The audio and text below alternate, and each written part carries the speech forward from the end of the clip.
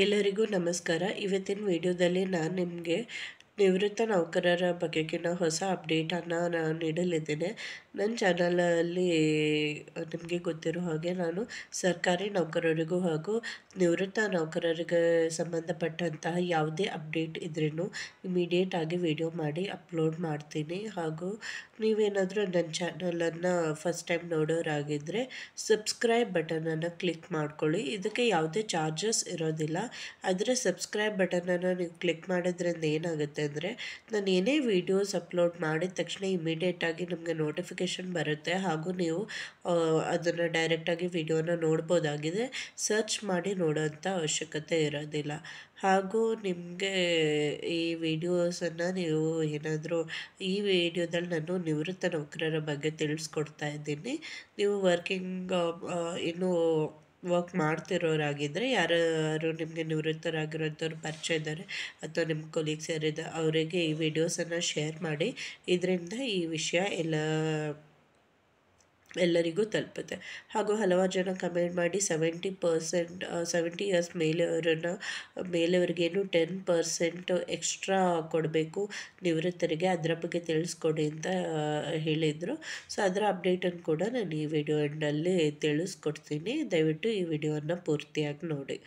ಮೊದಲನೇದಾಗಿ ನಾನು ಹೇಳ್ದಾಗೆ ಈ ವಿಡಿಯೋದಲ್ಲಿ ನಾನಿವತ್ತು ನಿವೃತ್ತ ನೌಕರರಿಗೆ ಸಂಬಂಧಪಟ್ಟಂತಹ ಒಂದು ಮಹತ್ವದ ಅಪ್ಡೇಟನ್ನು ನೀಡಲಿದ್ದೇನೆ. ಸೊ ರೀಸೆಂಟಾಗಿ ಏನಾಯಿತು ಅಂದರೆ ಸುಪ್ರೀಂ ಕೋರ್ಟ್ ಒಂದು ಹೊಸ ಮಾರ್ಗಸೂಚಿಯನ್ನು ಹೊರಡಿಸಿದೆ. ಅದೇನೆಂದರೆ ಯಾರ್ಯಾರದ್ದು ನಿವೃತ್ತರಾಗುವಂಥ ನೌಕರರಿದ್ದರೆ ಅವರ ಏನು ಪ್ರಮೋಷನ್ ಕೊಡಬೇಕಂತಿರುತ್ತೋ ಅದು ಬಾಕಿ ಇರುತ್ತೋ ಅದನ್ನು ನಿವೃತ್ತರಾಗ್ತಿದ್ದಾರೆ ಅಂತ ಪ್ರಮೋಷನ್ ಕೊಡದೇ ಇರಬಾರ್ದು. ಪ್ರಮೋಷನನ್ನು ಮಾಡಬೇಕು. ಫಾರ್ ಎಕ್ಸಾಂಪಲ್ ಇವಾಗ ಪ್ರಮೋಷನ್ ಕೊಡಬೇಕಂತಿರುತ್ತೆ, ಆದರೆ ಇನ್ನು ರಿಟೈರ್ಡ್ ಆಗ್ತಾರಲ್ಲ ಅಂತ ಹೇಳಿಬಿಟ್ಟು ಪ್ರಮೋಷನನ್ನು ತಳ್ಳಿ ಹಾಕ್ತಾರೆ ಹಲವಾರು ಕೇಸ್ಗಳಲ್ಲಿ. ಇದರಿಂದ ಅವರು ಮುಂದೆ ಪಡ್ಕೊಳ್ಳುವಂತಹ ಪೆನ್ಷನ್ ಮೇಲೂ ಕೂಡ ಇದು ಎಫೆಕ್ಟ್ ಆಗುತ್ತೆ.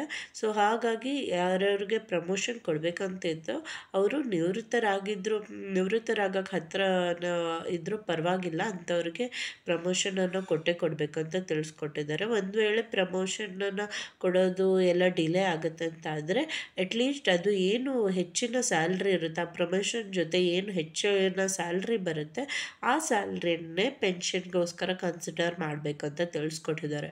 ಇದು ಹಲವಾರು ನಿವೃತ್ತರಿಗೆ ಉಪಯೋಗ ಆಗಲಿದೆ. ಯಾಕಂದರೆ ಹಲವಾರು ನಿವೃತ್ತಿ ಹಂತದಲ್ಲಿ ಬರುವಾಗ ತಮ್ಮ ಪ್ರಮೋಷನನ್ನು ಇನ್ನೇನು ರಿಟೈರ್ಡ್ ಆಗ್ತಾರೆ ಅಂತ ಹೇಳಿಬಿಟ್ಟು ಪ್ರಮೋಷನ್ ಕೊಡೋದಿಲ್ಲ. ಹಾಗೂ ಅವರು ಅದರಿಂದ ವಂಚಿತರಾಗ್ತಾರೆ. ಆಮೇಲೆ ಅವರು ವರ್ಷಗಳಿಡೀ ಪಡೆದುಕೊಳ್ಳೋಂಥ ಪಿಂಚಣಿ ಮೇಲೂ ಕೂಡ ಈ ಪ್ರಮೋಷನ್ನ ಹೆಚ್ಚಿನ ಸಂಬಳ ನಿರ್ಧಾರ ಆಗಿರುತ್ತೆ. ಸೊ ಹಾಗಾಗಿ ಏನು ಹೇಳಿದ್ದಾರೆ ಅಂದರೆ ಒಂದು ವೇಳೆ ಪ್ರಮೋಷನ್ ಕೊಡೋದು ಡಿಲೇ ಆದ್ರೂ ಕೂಡ ಹೆಚ್ಚಿನ ಸ್ಯಾಲ್ರಿಯನ್ನೇ ಕನ್ಸಿಡರ್ ಮಾಡಬೇಕು ಅವರಿಗೆ ಪೆನ್ಷನ್ ಕೊಡಬೇಕಾದ್ರೆ ಅಂತ ಹೇಳಿ ತಿಳಿಸ್ಕೊಟ್ಟಿದ್ದಾರೆ. ಇದರಿಂದ ಹಲವಾರು ಜನಕ್ಕೆ ಉಪಯೋಗ ಆಗಲಿದೆ. ಹಾಗೂ ಇನ್ನೊಂದು ಏನು ಹೊರಡಿಸಿದ್ದಾರೆ ಅಂದರೆ ಯಾವುದೇ ರೀತಿ ಪ್ರಮೋಷನ್ಗಳು ಕೊಡೋದು ಇದು ಯಾವುದಾದ್ರೂ ಹುದ್ದೆ ಖಾಲಿ ಆಗಿದೆ ಅನ್ನೋ ಕಾರಣಕ್ಕೋಸ್ಕರ ಪ್ರಮೋಷನ್ ಕೊಡಬಾರ್ದು. ಆ ಹುದ್ದೆಗಿರುವಂತಹ ಮಾನದಂಡಗಳು ಅರ್ಹತೆಗಳು ಏನೇನು ಅಂತ ನೋಡಿ ಅದಕ್ಕೆ ಸರಿ ಹೋದವರನ್ನೇ ಪ್ರಮೋಟ್ ಮಾಡಬೇಕು ಅಂತ ತಿಳಿಸ್ಕೊಟ್ಟಿದ್ದಾರೆ. ಸೊ ಇದು ಒಂದು ದೆಹಲಿ ಹೈಕೋರ್ಟಿಂದ ಒಂದು ಕೇಸ್ ಆಗಿತ್ತು. ಅಲ್ಲಿಂದ ಸುಪ್ರೀಂ ಕೋರ್ಟಿಗೆ ಹೋಗಿ ಸುಪ್ರೀಂ ಕೋರ್ಟ್ ಆದೇಶನ ಹೊರಡಿಸಿರುವಂಥದ್ದು. ಯಾವುದೋ ಒಂದು ಹುದ್ದೆ ಖಾಲಿ ಇದೆ ಅನ್ನೋ ಕಾರಣಕ್ಕೋಸ್ಕರ ಕೆಳಗಿರೋ ಹುದ್ದೆಯವರನ್ನು ಪ್ರಮೋಟ್ ಮಾಡೋದಲ್ಲ. ಆ ಹುದ್ದೆಗೆ ಬೇಕಾದ ಅರ್ಹತೆ ಮಾನದಂಡಗಳನ್ನೆಲ್ಲ ಫುಲ್ಫಿಲ್ ಆಗ್ತಿದ್ರೆ ಮಾತ್ರ ಪ್ರಮೋಷನ್ ಕೊಡಬೇಕು ಅನ್ನೋದನ್ನು ತಿಳಿಸ್ಕೊಟ್ಟಿದೆ. ಸೊ ಇದೂ ಕೂಡ ಹಲವು ಜನರಿಗೆ ಉಪಯೋಗ ಆಗಲಿದೆ ಇದರಿಂದ. ಇನ್ನೂ ಒಂದು ಆದೇಶ ಏನು ಹೊರಡಿಸಿತ್ತು ಅಂದರೆ ಕೇಂದ್ರ ಸರ್ಕಾರ ಇದು ರಾಜ್ಯ ಸರ್ಕಾರಿ ನಿವೃತ್ತರಿಗೆ ಕೇಂದ್ರ ಸರ್ಕಾರದ ನಿವೃತ್ತರಿಗೆ ಎಲ್ಲರಿಗೂ ಅಪ್ಲೈ ಆಗುತ್ತೆ.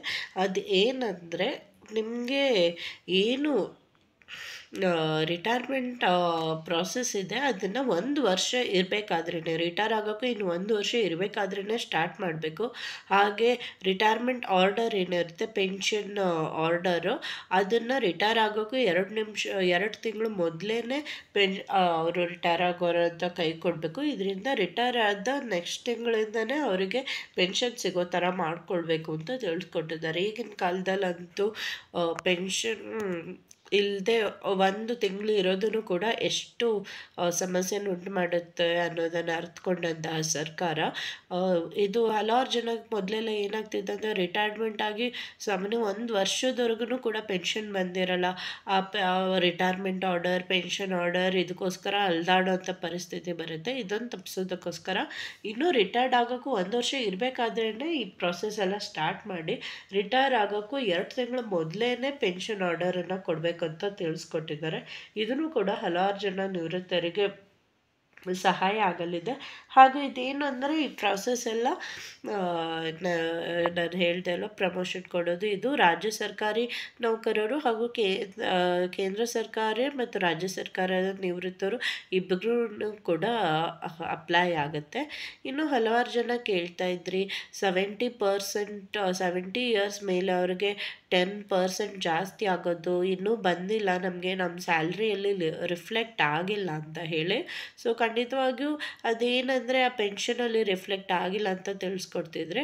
ಸೊ ಅದು ಆದೇಶವನ್ನು ಆರ್ಥಿಕ ಇಲಾಖೆ ಹೊರಡಿಸಿದೆ ಹಾಗೂ ಸರ್ಕಾರ ಕೂಡ ಅಂಗೀಕಾರ ಮಾಡಿದೆ. 7ನೇ ವೇತನ ಆಯೋಗನೂ ಕೂಡ ಅದು ಶಿಫಾರಸಲ್ಲಿ ಮೆನ್ಷನ್ ಆಗಿದೆ. ಅಧಿಕೃತ ಆದೇಶ ಇನ್ನೂ ಬಂದಿಲ್ಲ. ಅಧಿಕೃತ ಆದೇಶ ಪ್ರತಿ ಬಂದ ತಕ್ಷಣವೇ ಖಂಡಿತವಾಗಿಯೂ ನಿಮ್ಮ ಪೆನ್ಷನ್ ಏನಿರುತ್ತೆ ಅದರಲ್ಲಿ ಮತ್ತು ಫ್ಯಾಮಿಲಿ ಪೆನ್ಷನಿಗೂ ಕೂಡ ಇದು ಅಪ್ಲೈ ಆಗುತ್ತೆ, ಅದರಲ್ಲಿ ಇದು ರಿಫ್ಲೆಕ್ಟ್ ಆಗುತ್ತೆ. ಅಲ್ಲಿಯವರೆಗೂ ಕಾದು ನೋಡಬೇಕಾಗಿದೆ. ಇನ್ನು ಹಲವಾರು ಜನ ಹೇಳ್ತಾ ಇದ್ರಿ ನಮಗೇನು ಪೆನ್ಷನ್ ಕೂಡ ಜಾಸ್ತಿ ಆಗಿಲ್ಲ, ಪೆನ್ಷನು ಹಳೆ ಪೆನ್ಷನ್ನೇ ಬರ್ತಿದೆ ಅಂತ. ಇವಾಗ ಸರ್ಕಾರದ ಮೇಲೆ ಇದೊಂದು ಅಡಿಷ್ನಲ್ ಹೊರೆ ಆಗಿರೋದ್ರಿಂದ ಅವ್ರು ಏನು ಮಾಡ್ತಿದ್ದಾರೆ ಅಂದರೆ ಬ್ಯಾಚ್ ವೈಸು ಟ್ರಾನ್ಸ್ಫರ್ ಮಾಡ್ತಾ ಇರ್ತಾರೆ. ಸೊ ಡಿಪಾರ್ಟ್ಮೆಂಟ್ ವೈಸು ಜಾಸ್ತಿ ಮಾಡ್ತಾ ಇರ್ತಾರೆ. ಆದರೆ ಆದೇಶ ಹೊರಡಿಸಿರೋದ್ರಿಂದ ಒಂದಲ್ಲ ಒಂದಿನ ನಿಮಗೆ ಅದು ಜಾಸ್ತಿಯಾಗಿ ಬಂದೇ ಬರುತ್ತೆ. ಯಾವತ್ತು ಬರುತ್ತೋ ಆವಾಗ ಆಗಸ್ಟ್ ತಿಂಗಳಿಂದ, ಆಗಸ್ಟ್ 2024 ಏನು ಬಾಕಿ ಇರುತ್ತೋ ಅದೆಲ್ಲ ಹಣನೂ ಒಟ್ಟಿಗೆ ಕೊಡಬೇಕಾಗುತ್ತೆ. ಹಾಗಾಗಿ ನೀವು ಡಿಲೇ ಆದ ತಕ್ಷಣ ಇಷ್ಟು ತಿಂಗಳಿದ್ದು ಅಡಿಷ್ನಲ್ ಪೆನ್ಷನ್ ಬರೋದು ಹೋಯಿತು ಅಂದ್ಕೊಳ್ಳೋಂಥ ಪರಿಸ್ಥಿತಿ ಇರೋದಿಲ್ಲ. ಯಾವತ್ತು ಕೊಟ್ಟರು ಕೂಡ ಅವರು ಆಗಸ್ಟ್ 2024 ನಿಮಗೆ ಈ ಹೆಚ್ಚಾದ ಪೆನ್ಷನನ್ನು ಕೊಡಬೇಕಾಗುತ್ತೆ. ಸೊ ಪ್ರತಿ ತಿಂಗಳಿದ್ದನ್ನು ಆ್ಯಡ್ ಮಾಡಿ ಎಷ್ಟು ತಿಂಗಳಿಂದ ಬಾಕಿ ಇರುತ್ತೋ ಅದು ಕೊಡಬೇಕಾಗುತ್ತೆ. ಸೊ ಹಾಗಾಗಿ ಯಾರೂ ವರಿ ಮಾಡ್ಕೊಳ್ಬೇಕಾದ ಅವಶ್ಯಕತೆ ಇರೋದಿಲ್ಲ. ಇನ್ನು ಯಾವುದಾದ್ರೂ ವಿಷಯಗಳ ಬಗ್ಗೆ ಡೌಟ್ ಇದ್ದರೆ ಖಂಡಿತವಾಗಿಯೂ ತಿಳಿಸಿ, ನಾನು ಅದರ ಮೇಲೆ ಕೂಡ ವಿಡಿಯೋನ ಅಪ್ಲೋಡ್ ಮಾಡ್ತೀನಿ. ವಿಡಿಯೋ ನೋಡಿದ್ದಕ್ಕಾಗಿ ಧನ್ಯವಾದಗಳು. ದಯವಿಟ್ಟು ಈ ವಿಡಿಯೋನ ನಿಮ್ಮ ಕೊಲೀಗ್ಸ್ ಜೊತೆ ಕೂಡ ಶೇರ್ ಮಾಡಿ. ಇದರಿಂದ ನಿಮ್ಮ ವಾಟ್ಸಪ್ ಗ್ರೂಪ್ಗಳಲ್ಲಿ ಶೇರ್ ಮಾಡಿ. ಇದರಿಂದ ಬೇರೆಯವ್ರಿಗೂ ಕೂಡ ಇನ್ಫಾರ್ಮೇಷನ್ ಗೊತ್ತಾಗುತ್ತೆ. ಹಾಗೂ ಈ ವಿಡಿಯೋ ಇಷ್ಟ ಆಗಿದ್ದರೆ ಅಥವಾ ಇನ್ನೂ ಏನಾದರೂ ಬೇರೆ ವಿಷಯಗಳ ಬಗ್ಗೆ ತಿಳ್ಕೊಳ್ಬೇಕಂತಿದ್ರೆ ಕಮೆಂಟ್ ಮಾಡಿ ತಿಳಿಸಿ. ನಾನು ಕಮೆಂಟ್ಗಳಿಗೆ ನಾನು ಟೈಪ್ ಮಾಡಿ ಉತ್ತರ ಕೊಡೋದಕ್ಕಿಂತ ವಿಡಿಯೋದಲ್ಲೇ ಆನ್ಸರ್ ಮಾಡೋಕ್ಕೆ ಪ್ರಯತ್ನ ಪಡ್ತೀನಿ. ಸೊ ಹಾಗಾಗಿ ಏನು ಕಮೆಂಟ್ಗಳು ಕ್ವಶನ್ ಕೇಳಿರ್ತಾರೋ ಅದನ್ನು ನೆಕ್ಸ್ಟ್ ವಿಡಿಯೋದಲ್ಲಿ ಆನ್ಸರ್ ಮಾಡೋಕ್ಕೆ ಟ್ರೈ ಮಾಡ್ತೀನಿ. ಧನ್ಯವಾದಗಳು.